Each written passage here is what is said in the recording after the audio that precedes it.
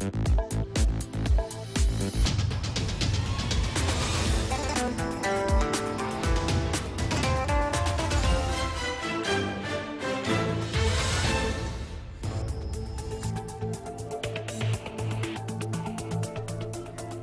evening. You're watching the news from the Sultanate of Oman television. First, the headlines. 150 participants from inside and outside the Sultanate discuss updates of plastic surgery in the wilaya of Sohar. All parties involved in a new round of Syrian talks exert efforts to reach a ceasefire agreement in January 2016.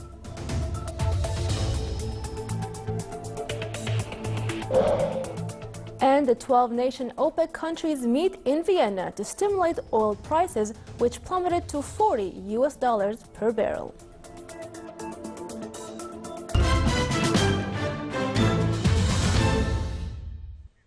Those were the headlines. Now for the news in detail.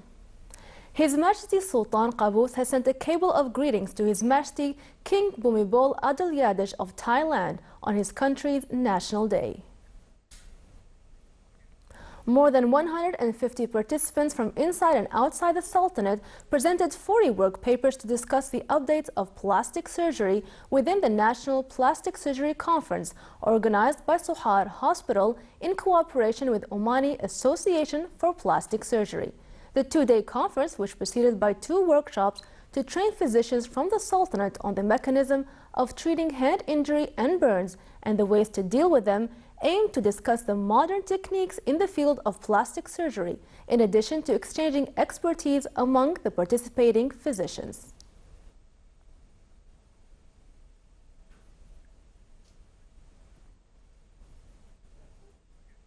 With the aim to enhance the role of the Research Council among members of the society to support researchers' innovations and to increase creative capabilities in research activities, a scientific research and innovation exhibition was held in the wilaya of Salalah.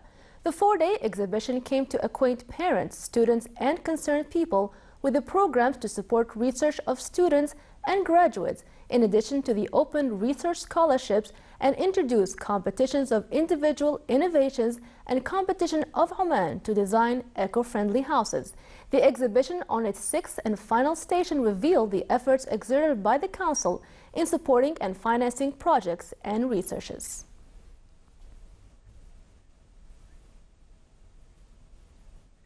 In its second leg of its international voyage, Shabab Oman ship docked at Kochi port in India.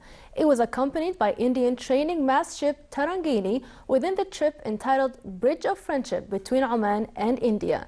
It took the ship 10 days to reach the port. Celebrating the 60th anniversary of opening Indian embassy in the Sultanate, a reception ceremony was held on arrival of the ship. It included Indian traditional arts. This voyage showcases the depth of cooperation and well-connected relations between the two countries.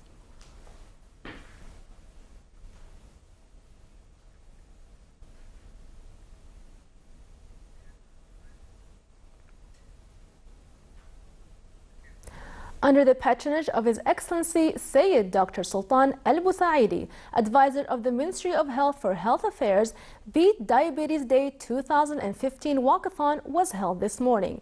More details in the following report by Abdullah bin Ahmed Al-Rubai.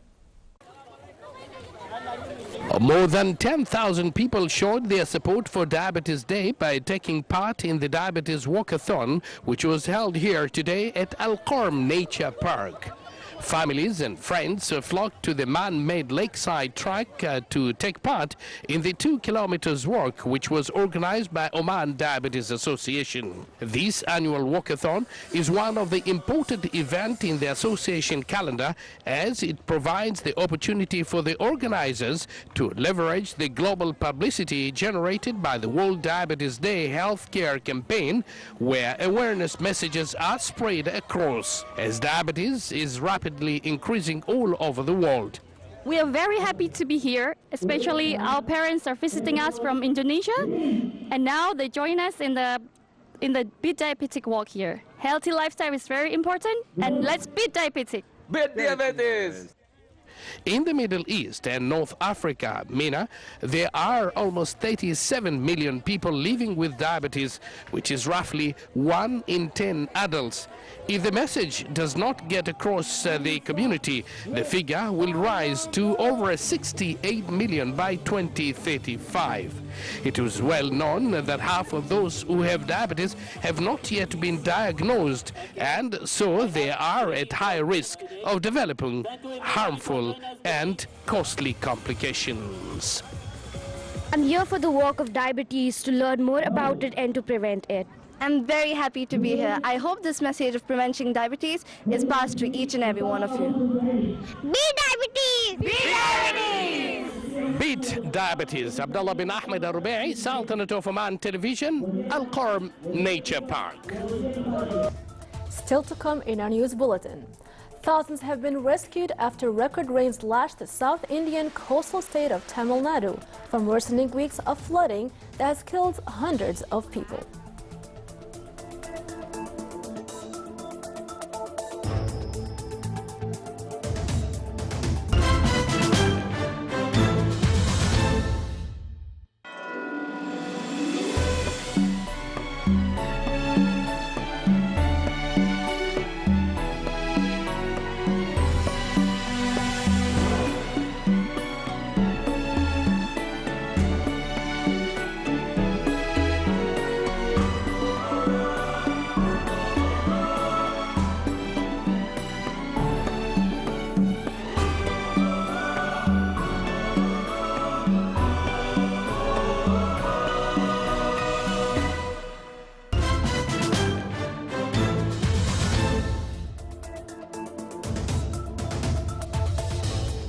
Welcome back to the news from the Sultanate of Oman Television.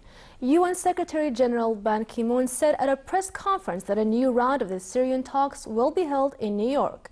Ban did not announce the exact date but said yesterday that preparation work is underway. All parties involved are making efforts to start a new round of talks to reach an agreement of ceasefire in January 2016. Representatives have held 2 meetings on October 30th and November 14th in Vienna. At the last meeting, a consensus was reached on a roadmap for elections in 18 months and on building a transitional government in 6 months. Give a strong impetus to the negotiation. 2 measures in the U.S. Congress that... Faced with low prices and plentiful supply, OPEC oil ministers are pondering ways to turn the market around, but may lack options to do so. The 12-nation organization of the petroleum exporting countries began meeting today in Vienna, with prices of U.S. benchmark crude up marginally, but still just above $4, near the lows of the world economic crisis 7 years ago. OPEC has in the past cut output to crimp supply and drive up prices, but cutting production levels might not give a lasting boost. Additionally, some OPEC members already are selling at a loss, and so cutting now would further hurt them financially. Israeli troops shot dead 2 Palestinian assailants who stabbed a soldier in the West Bank town of Hebron today. The soldier was moderately wounded. Over the past 2 months, unrest has surged with almost daily stabbings, car rammings, and shootings, which have killed 19 Israelis, 1 U.S. citizen, and 100 Palestinians. Tensions have been stoked by disputes over access to a Jerusalem holy site.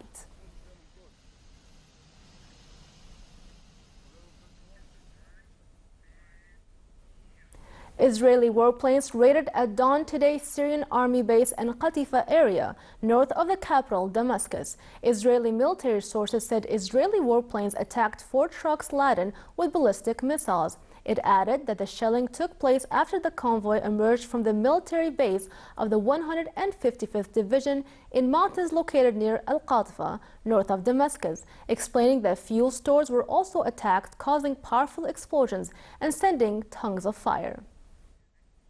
Relying on coal to generate nearly 90% of its electricity, Poland has vowed to keep the polluting fossil fuels as a main pillar of its energy security. But the European Union pushes ahead with measures to lower the greenhouse gas emissions responsible for global warming. Here is a report. In Poland, this black smoke is part of everyday life. Coal mining here generates around 90% of the country's electricity and fuels 100,000 jobs. And while other EU nations are vowing to phase out fossil fuels, Poland's new right-wing government has promised to safeguard the industry. We have to keep coal, including brown coal, as our main energy source to guarantee our energy security. The historic southern city of Krakow is among the most polluted in Europe. Around 40,000 households here rely on burning coal in old furnaces for heat, and smog blankets the city 210 days each year. For a breath of fresh air, City Hall is introducing thousands of lower-emission gas heaters. In the nearby town of Gocha, EU funding is helping fit 250 homes with solar panels. But the winds of change aren't always welcome. Green energy now accounts for 12 to 13% of the energy mix, but experts say those green shoots of growth are wilting amid poor regulation. In 2020, we'll be forced either to import green energy to avoid paying penalties or to sign an agreement with other EU members for their green energy surpluses to compensate for our deficit. After the collapse of communism 25 years ago, Poland stepped into a bright new world that saw spectacular growth. The fear is that backward-looking reliance on coal could signal a less competitive and diverse atmosphere, with the country facing a smoggy economic future.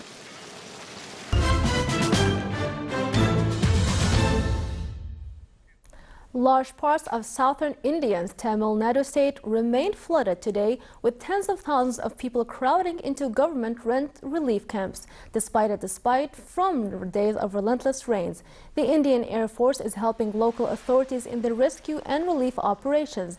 The government has set up 97 relief camps, which are currently providing food and shelter to an estimated 62,000 people. The power supply has been erratic since the city turned off electricity to prevent deaths by electrocution, and mobile and fixed phone networks have been sporadic. Thousands of rescuers raced to evacuate residents from deadly flooding as India's Prime Minister Narendra Modi headed to Tamil Nadu to survey the devastation. More than 40,000 people have been rescued in recent days, but many more are still feared marooned, with much of the state capital Chennai, a city of 4.6 million people, submerged despite a let-up in the rains overnight.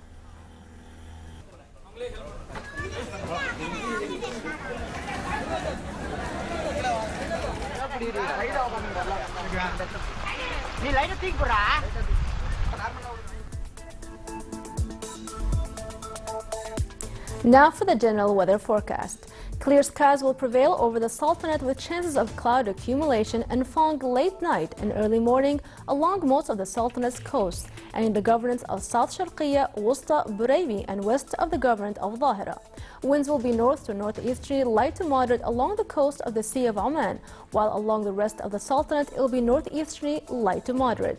Seas will be slight to moderate along the coast of the government of Dhafar with a maximum wave height of 1.5 meters, and it will be slight along the rest of the Sultanate with a maximum wave height of 1 meter.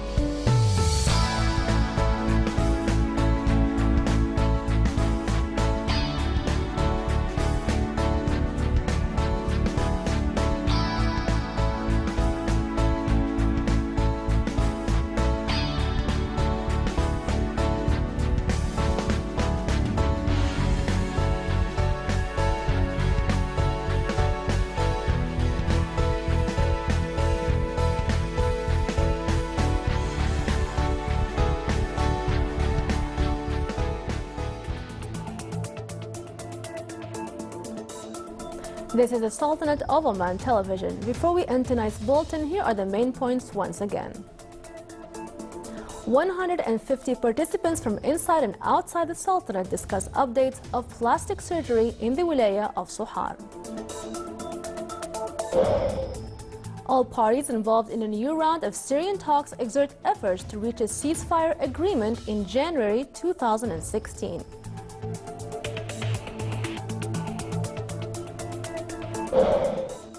And the 12-nation OPEC countries meet in Vienna to stimulate oil prices, which plummeted to $40 per barrel. With that, we come to the end of tonight's news bulletin. From all of us here at the newsroom and the studios, it's good night.